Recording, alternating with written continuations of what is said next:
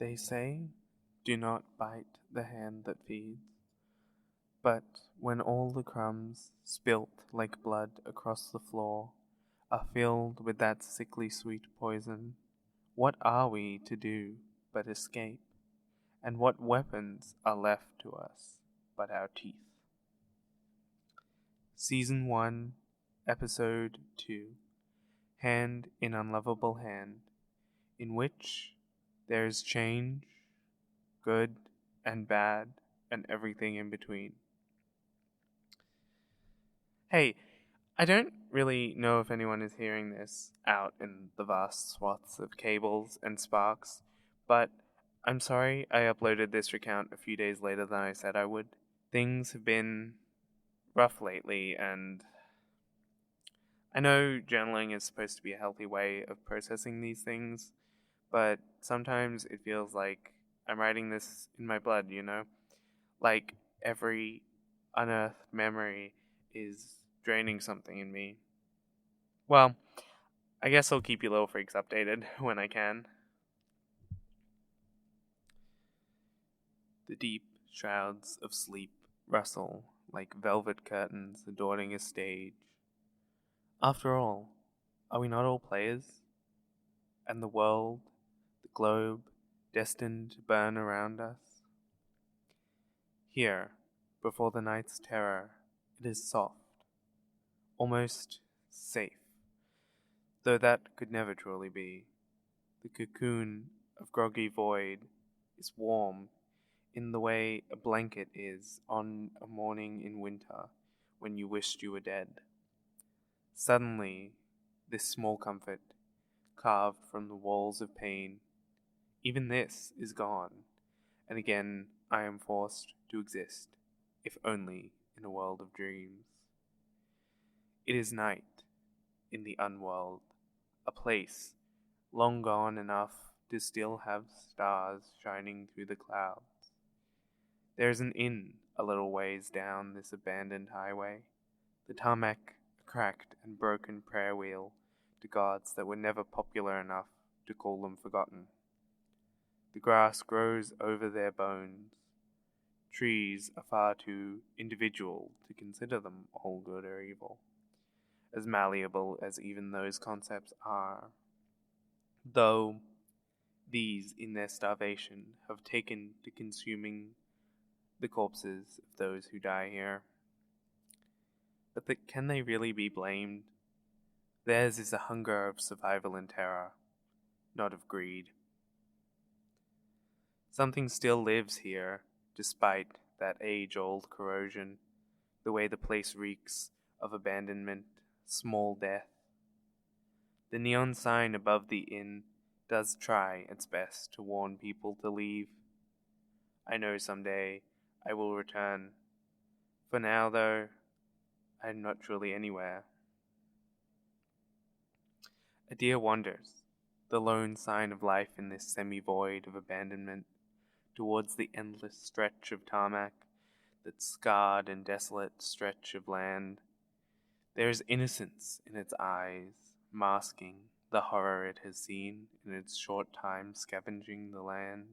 Here, a moor of endlessly sharp, wet teeth line the wine-dark, stained mouth.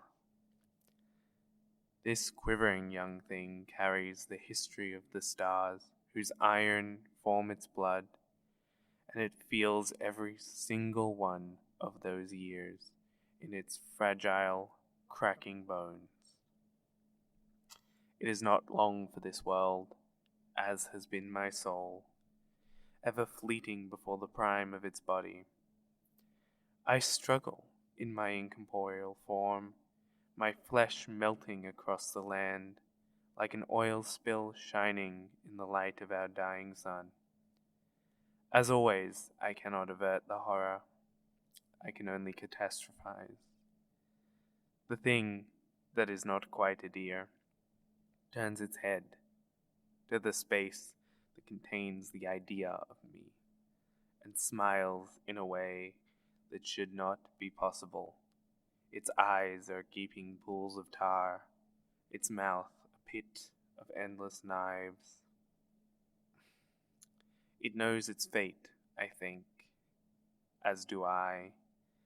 The tarmac misted with the rain of months. Feel an instant fear for it, arching up the coils of my spine.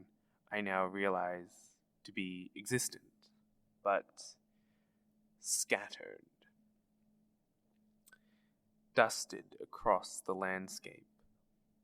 Despite the paste and powder of my body, I sense the rush of pain, the electrical signals, rushing chemicals as the roar begins. A dirty, great petrol engine turning down the entryway of this forgotten lane, twin suns of its flashlights burning in the cold night. Only now I realize the thing in the shape of a deer had not been breathing. Now the air came ragged and blade-like into its pathetically small lungs. This too I felt. Now the two of us, suddenly aware of the reality of our situation, that we were not alone for what could be the first time in our short, sad lives. I think, now nestled in the quiet before the storm, that somehow in this dream world, the thing that is on the road represents the worst of me as it begins to smile. The vehicle rushes down the altar of the road, and I begin to take my place inside the pulsating meat of the thing's brain. I have just enough time to dwell on the thought of what this thing represents. It makes a small jolting move as if to run, though even if it had now the desire for life that it hadn't had in its many years, it could not act upon such a thought, as its hooves, coal shining and moist with the running sweat of terror, are beginning to meld with the tarmac, running like molten rock. Together we feel the pain of each and every nerve ending, twisting within their now liquid casing. It does not run as the great shadow of its destruction looms, only bows its head in regret for all the things that could have been of it. The car slowly approaches. This will not be a quick ending. Blood pounds through the soft ears of the body which I now inhabit, as the inky rubber of the wheel approaches its lowered snout, crushing bone as it runs, first down the center of the deer's skull, rolling with a sluggish speed, then following the delicate curvature of our spine, popping vertebrae like ice between teeth. I scream from the throat of the deer as our maw is cracked open, spraying the confetti of our jaws in all directions. The scream continues long after the computer of our brain has been pounded into a grotesque pate, long after the warm cave of our trachea has been flooded with backwashed blood and cerebrospinal fluid, and crushed by the weight of the grooved rubber. Bone shot along the pathway, piercing the third walls of our flesh. Long after our desiccated body should not have been able to produce any sound but the settling of long dead flesh and the release of the gases of decay. That wine-dark mouth now spread across the ground, caught along the ever-turning wheels, and somehow still feeling. The nerves connecting to the burning eyes of the radio towers shrouded in mist and hope, transmitting their pain back through to every speck of the brain, even those flung across the ancient wood of the nearby pines. I have no mouth, yet I must scream. Our vocal cords still singing their ragged song through the cascade of burst flesh. Our eyes still see despite their state, similar to balloons overfilled with gelatin and blood and thrown from a window. Our lungs quiver full of flesh and fluid more than air. We should not be alive, and yet we cling on to this vestige of existence until the sun rises again and we slip away. At least for the deer, it means peace. I awoke, trembling in a stolen car. The mist coating the windows was cold in fear of the coming autumn. The forest that could have been my childhood, but was not quite, is still visible through the frosted glass. I am ever poetic as the sleep sheds from my eyes in the morn, and as the sleep lingers too, afraid to come in the evening. I think now to myself how woeful it is that the way so many people see technology, so at odds with the nature it inhabits, as an enemy to art and life. Something so new, a knife meant to wound the land we hold so dear. But truly, what is a knife separated from the hands of its wielder but tortured metal, wishing for the embrace of its earthly home, and those servers buzzing quietly as the sun bleeds its slow death into the sky, the only sound in the cold abyss of their cage, those veiny wires carrying the same electrical pulses as our wet hearts, those radio towers calling out through the wastelands, the feeble cries of fallen angels decaying into our earth. Are they not as organic as the trees which grow even thinner, or the mountains who are older than bones? I can smell the coming rain on the air. It reminds me of the days when I had a better sense of smell and crooked, sharp teeth, and I knew who I was beneath all these people suits. I stretch the arms left to me by fate and misfortune in this empty, frosted car, and I feel the ghosts of my claws retracting. What could have been wings stretching from the bursting flesh of my shoulder blades. I can tell it's going to be a long day, as the pain in the meats of my back and mind wake with me. At least the one that worms through my rotting brain is treatable, or so they say. I open the ash-stained door and begin to stretch my legs.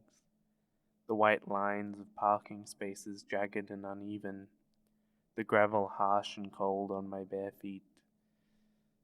At least it is cold enough in these mountains to be clothed in sleep. I wander slowly as I wipe the crusts of sleep from my eyes and begin to walk in the direction of the nearest town. What life was like for the person who owned the rundown truck before me, how old they had been, and with the way the ash entered every crevice of the vehicle, I wondered too how long their lungs had left. But then again, who was I to judge? I've kept clean my short life, and look where it's gotten me. Despite my years of practice skipping lunches, I would have to find a way to sustain myself as I ran. I pulled my jacket closer around me, thinking about how meager the funds I had been able to make it out with had been. How many books I could fit beneath the denim before I was noticed. That sustenance too would be an issue of my mind when there is nothing for it to voraciously consume. It turns to those thoughts which I do my best to keep buried. I scratch absent-mindedly at my arms, gathering the top layer of death beneath my woefully short fingernails, wishing I did not have sensory issues preventing them from becoming the claws they should have been. My disheveled appearance attracts stares that I feel as hot knives impaling my soul. I love the semi-androgyny that I possess, not so much the world's opinion of it. I inhale the gentle morning scents of autumn.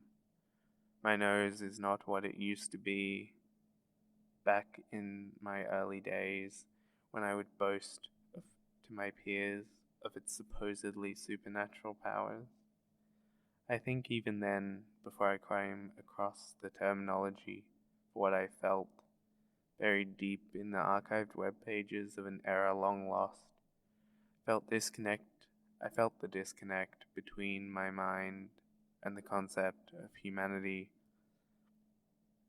I wander through the old brick of this town I have found myself in. I feel alone here, truly and deeply. The mountains act, I think, as an intensifier for the coldest of our emotions. The fear and existentialism that hide themselves within the bleached surface of our bones, the slowly yellowing marrow that encases our withered souls. Of bones. They say that E degrades them, increases your risk of blood clots, thickens it. They never talk about the benefits, the reduced risk of heart attack, prostate cancer, balding. But I'm rambling. I think now that I am free of them, I have the chance to grow, to change. Even though I could never really achieve my true form, I think I can make this awful flesh prison a little more comfortable to inhabit, at least. There is a comfort in knowing the pain will end one day, but even more than that, there is a terror in the end. Mostly its unpredictability. Soon I arrive at my destination, a cracked and dust-covered sign hanging above yet another dilapidated brick building, proclaiming a warm breakfast and unknowably large stock of texts for sale. Though fuel for the coming journey was not the only reason for my visit, nor was the love of the aesthetic generated by the certain type of decay with which this small town, buried in the mountains on the other side of the sprawling forest, to the one that I grew old in over the course of far too few years.